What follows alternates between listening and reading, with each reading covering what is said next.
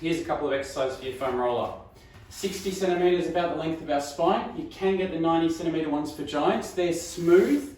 What we also find is that some people have 30 centimetre ones with the tire tread, but they're better for your legs. So you can use a roll-up towel if the foam roller is too much, but what we're going to do is we're going to place it long ways down the middle here, so it can go right through the middle of our spine. We're going to just try and find about our collar for the top of it. Our head can rest on a towel. Both of our arms are out, just surrendering like this. Now, you want to make sure that your knees are bent up. You can stay here and breathe just for 30 seconds. This is the opposite of your computer posture, which is all slumped forwards. Then we can turn it sideways, and we can get up and down. We want to avoid our lower back. We want to stop about the bottom of our rib cage. 2 hands holding onto your head. You can roll up and down until you find a good spot. Once you've got it, drop your hips to the floor, arch your head backwards, and just breathe and let it melt.